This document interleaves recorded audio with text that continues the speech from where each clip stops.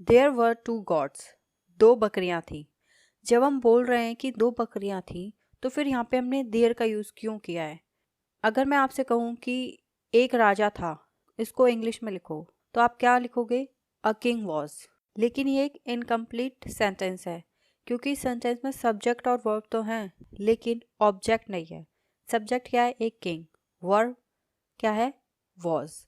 तो इंग्लिश में एक रूल है कि जिस सेंटेंस में ऑब्जेक्ट नहीं होता उसमें हम देयर लगा देते हैं।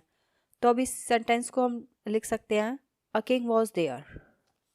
और इस तरह के सेंटेंस में हम सब्जेक्ट और ऑब्जेक्ट को इंटरचेंज करके, यानी कि सब्जेक्ट की जगह ऑब्जेक्ट और ऑब्जेक्ट की जगह सब्जेक्ट लिख सकते हैं। तो हम इस वाक्य को ऐसे भी लिख सकते हैं, देयर वॉज अ किंग। तो अब आपको समझ आ गया होगा कि हमने देयर वर 2 goats किस लिए लिखा है, कि जब हम बोल रहे हैं कि 2 बकरियां थी तो हमने वहाँ पे देयर क्यों लगाया है। तो इसी बात पर वीडियो को लाइक ज़रूर करें, और अगर अभी तक आपने चैनल को सब्सक्राइब नहीं किया है तो प्लीज़ चैनल को सब्सक्राइब भी ज़रूर कर लें। तो स्टोरी को आगे बढ़ाते हैं। They lived in a forest, वो जंगल में रहती थी। वन इवनिंग, एक शाम, दे वर रिटर्निंग होम, वो घर वापस लौट रही थी। The bridge over the river was very narrow. Bridge means पुल, ओवर द रिवर मीन्स नदी के ऊपर जो पुल था, वॉज वेरी नैरो बहुत छोटा सा था, मतलब बहुत सकरा था। मीन्स उसे एक बार में एक ही व्यक्ति या जानवर पार कर सकता था। Only one got could walk across the bridge, एक बार में सिर्फ एक ही बकरी उस पुल को पार कर सकती थी। वॉक अक्रॉस का मीनिंग हुआ कि इस पार से दूसरी पार चल के जाना।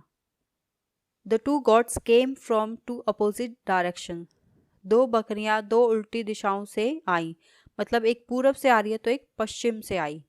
Both of them reached at the centre, दोनों केंद्र पर पहुंच गई, मतलब जो ब्रिज था उसके बीचों बीच पहुंच गई। स्टॉप स्टॉप, रुको रुको।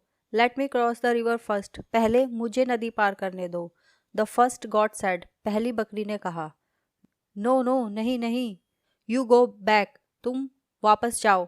And let me cross the river first, और पहले मुझे नदी पार करने दो। रिप्लाइड द सेकंड गॉट, दूसरी बकरी ने उत्तर दिया। रिप्लाई का मतलब होता है जवाब देना, और रिप्लाइड मतलब होता है कि जवाब दिया। रिप्लाइड रिप्लाई की सेकंड फॉर्म है। The gods were proud of their strength, दोनों बकरियों को अपनी ताकत पर घमंड था। नाइदर ऑफ देम, दोनों में से एक भी नहीं, वॉज रेडी, तैयार थी, टू गिव वे, रास्ता देने के लिए, टू द अदर, दूसरी को। नाइदर का मतलब होता है दोनों में से एक भी नहीं। Neither of them was ready to give way to the other, दोनों में से एक भी दूसरी को रास्ता देने के लिए तैयार नहीं थी। दे हैड अ फाइट, उनकी लड़ाई हुई। दे रस, वो दौड़ी। फ्रॉम द अपोजिट एंड्स, विपरीत छोर ऑफ द ब्रिज, पुल के, मतलब वो एक दूसरे की तरफ दौड़ी। बोथ पुश्ड ईच अदर, दोनों ने एक दूसरे को टक्कर मारी। आफ्टर अ वाइल, कुछ समय बाद। They both lost their balance, दोनों ने अपना संतुलन गवा दिया। एंड, और फेल इनटू द रिवर, और नदी में गिर गई। बोथ द गोट्स स्ट्रगल्ड, दोनों बकरियों ने संघर्ष किया। टू सेव देमसेल्व, खुद को बचाने का।